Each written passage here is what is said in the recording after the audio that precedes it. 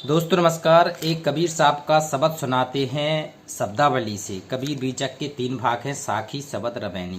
तो ये शब्दावली का चेतावनी और उपदेश का शब्द है, अनमोल शब्द है।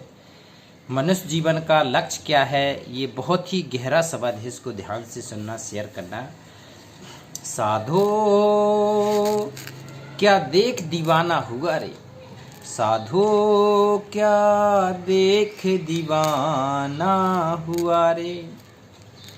माया सूली सार बनी है, माया सूली सार बनी है, नारी नरक का कुआं रे। माया सूली सार बनी है, नारी नरक का कुआं रे।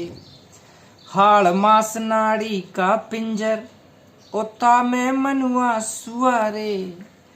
भाई बंध और कुटुम कबीला, तामे पच पच मुआरे। कहत कबीर सुनो भाई साधु, हार चला जग जुआरे। तो कहती हैं क्या देख दीवाना हुआ रे। कहती हैं संसार में तो क्या देख के दीवाना हुआ जा रहा है, क्यों अपना पल पल नष्ट कर रहा है, क्यों अपनी, कहती हैं ये शरीर नष्ट कर रहा है, तू अपनी श्वास नष्ट कर रहा है जो भगवान में नहीं लगा रहा है। तो क्या देख दीवाना हुआ रे। इस काल के लोक में कुछ दीवाना होने की बात नहीं है, अपना समय बर्बाद कर रहा है, अपना सांसें बर्बाद कर रहा है। कहती है माया सूली सार बनी है। माया जिसके पीछे हम पूरा अपना सब कुछ बर्बाद कर रहे हैं, वो सूली है। सूली ऊपर सेज पिया की, अगर भगवान के यहाँ जाना है तो ये माया रूपी सूली काटनी पड़ेगी। माया सूली सार बनी है, नारी नरक का कुआं रे। देखो सदगुरु ने नारी को नरक का कुआं बताया है। कहती हैं काम क्रोध लोभ मोह अहंकार, ये तो कम करनी पड़ेंगी भक्ति मार्ग में। और हाड़ मांस नाड़ी का पिंजर, कहती हैं जी 5 तत्व का बना पुतला है शरीर, और इसमें नाड़ियों का जाल है। हाड़ मांस नाड़ी का पिंजर, और तामे मनुआ सुआरे। कहती हैं इसमें आत्मा निवास कर रही है, मनुआ सुआरे। और ये जिस दिन ये नाड़ी तंत्र गड़बड़ हो जाएगा, ये तोता रूपी आत्मा निकल जाएगी। और फिर कहती हैं भक्ति अगर नहीं हुई तो फिर 184 योनियों में जाना पड़ेगा। 84 लाख योनियों के घोर संकट से इस जीवात्मा को गुजरना पड़ता है, अगर सच्चा सतगुरु ढूंढ के मोक्ष की तैयारी ना की जाए तो कहती है हाड़ मांस नाड़ी का पिंजर, तामे मनुआ सुआरे। और भाई बंद और कुटुंब कबीला, और तामे पच पच मुआरे। कहते हैं भाई बंध, कहती हैं भाई बंधुओं के चक्कर में और कुटुंब कबीले के चक्कर में अगर तुमने भक्ति नहीं की, अगर इन्हीं के जाल में फंसे रहे हो, तुमने अपने बारे में नहीं सोचा, भगवान के घर के जाने के बारे में नहीं सोचा, तो कहती हैं तामे पच पच मुआरे। सब उसी में तू अपना जीवन पूरा व्यर्थ कर रहा है।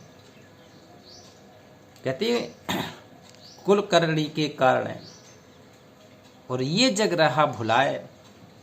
और जब कुल क्या कर लेगा तो तेरे 4 पांव हो जाएंगे। कबीर साहब ने कहा अगर कुल करणी के कारण तू भक्ति नहीं कर रहा है, और जब तो 184 योनियों में 4 पांव का हो जाएगा, फिर क्या कर लेगा कोई तेरा।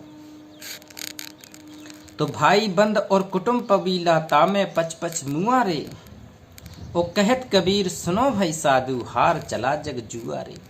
कहती हैं तू हार चला जग जुआ। ये संसार में आने का जो कहती हैं भगवान पाने के लिए मनुष्य शरीर मिलता है भगवान की तरह से। मानुष जन्म दुर्लभ है, ये मिले ना बारंबार। और तरवर से पत्ता टूट गए, फिर ये बहुर न लगता डार। तो हार चला जग जुआरे, ये जुआरी जैसे हार के चला जाता है, उसी प्रकार से जिसने भक्ति नहीं की तो रोते हुए चला जाता है कि हमारा मनुष्य जीवन व्यर्थ हो गया, हमने अपना मानव जीवन व्यर्थ खो दिया, और रोते हुए चला जाता है। तो कबीर साहब कह रहे हैं कहत कबीर सुनो भाई साधु, हार चला जग जुआ रे। जुआ की तरह हार के चला जाता है। एक शब्द और देखते हैं, बीती बहुत रही थोड़ी सी। कहती हैं बहुत सारी तो बीत गई है, अब थोड़ी सी बची, उसी में भक्ति कर ले। बीती बहुत रही थोड़ी सी, और खाट परे नर, और भीखन लागे निकल प्राण गौ चोरी सी। कहती हैं जब तेरे शरीर में जान नहीं रहती है, अंत समय आता है तो तू खाट पे लेट जाता है, खाट में मिल जाता है, ना उठ पाता, ना बैठ पाता, ना कुछ कर पाता है। तेरे लास्ट के इतने खराब समय निकलता है तेरा। खाट परे नर और भीखन लागे और निकर प्राण गए चोरी रे। तेरा प्राण निकर जाएंगे, फिर काल के दूत तुझे लेने के लिए आ जाएंगे, तेरा सब कुछ नष्ट हो जाएगा, भक्ति तेरी नष्ट हो जाएगी। और भाई बंध कुटुंब सब आए। देखो जब तेरा शरीर छूट जाए, ये चेता रहे हैं कबीर साहब अपने शब्दों के माध्यम से। तो ये कबीर शब्दावली के हमारे पास सारे शब्द हैं शब्दावली में, और जो चेतावनी के शब्द हैं कि तू अपनी भक्ति स्टार्ट कर ले, अच्छा कोई गुरु बना ले, गुरु के मार्गदर्शन में तू भक्ति स्टार्ट कर। भाई बंद और कुटुंब सब आए, फूंक दियो मानो होरी रे। कहती हैं जैसी होरी जलती ना, होरी, आज होरी का समय, होरी में जैसे जला दिए जाते हो, फूंक दिया जाता है, उसी प्रकार से तेरे जो अपने हैं, सगे हैं, संबंधी हैं, तो भाई बंधु और कुटुंब कबीले सब आ जाएंगे और फूंक दियो मानो होरी सी। होरी सी तुझे जला के फूंक देंगे, कुछ नीचे कंडे रख देंगे, लकड़ी रख देंगे, कुछ लगा देंगे, तेल घी डाल देंगे, कपूर डाल देंगे, जिससे ये तू जल्दी जल जाए। ओ कहत कबीर सुनो भाई साधु, ओ सिर पर देत हैं भौरी रे। तेरे सिर पे कत्ते लठ रख देंगे, आग लगा देंगे, कंडे रख देंगे तेरे सिर पे अपनी, जिसको तू बिल्कुल उन्हीं के पीछे पागल हुआ घूम रहा है, अपना सब कुछ खत्म कर रहा है। तो कबीर साहब का कहने का मतलब है बेटा भक्ति कर ले, ये मानस जन्म बहुत दुर्लभ से तुझे मिला है, अभी भगवान को याद नहीं करे तो फिर सब व्यर्थ हो जाएगा। कहती है सोच समझ अभिमानी, मनुष्य को कह रहे हैं कि बेटा सोच समझ ले, अब अभिमान मत कर, और चादर भई है तेरी पुरानी। सोच समझ अभिमानी, चादर भई है पुरानी। ये तेरा शरीर जो तेरा पहले ताकतवर था, जो तेरा चिकना चुपड़ा दिखता था, शक्तिशाली दिखता था, सुंदर दिखता था, अब कहती हैं ये चादर पुरानी हो गई है, तू बूढ़ा हो गया है। और टुकड़े टुकड़े जोड़ जुगत सो और सी के अंग लिपटानी। कहती हैं टुकड़े टुकड़े, इसमें छोटे छोटे नाड़ी तंत्र, हड्डी में चमड़ी, कई कई शरीर हैं इसके अंदर। आत्मा के ऊपर भी कहती हैं कारण महाकारण केवल शरीर सूक्ष्म शरीर, 5 पर्दे आत्मा में हैं। ये 5 तत्व का पुतला भी कबीर साहब ने बताया है। तो कहते हैं टुकड़े टुकड़े जोड़ जुगत से और सी के अंग लिपटानी, और कर डारी मैली पापण सो। कहती है मेली हो गई, ये पापों की पोटली बन गई है अब तेरी आत्मा। कर डाली डाली मैली पापन सी, लोभ मोह में सानी। कहते तूने अपना जीवन लोभ और मोह में इसको बिल्कुल सान के रख लिया है, लोभ मोह में सानी। और ना यह लगो ज्ञान के साबुन, जब तक सतगुरु के ज्ञान के सावन तेरी आत्मा में नहीं पहुंचेंगे, सतगुरु के शब्दों की चोट तुझे नहीं लगेगी, सतगुरु के मंत्रों की चोट तेरे कानों में नहीं लगेगी, तो कहती है तेरी भक्ति सफल नहीं होगी।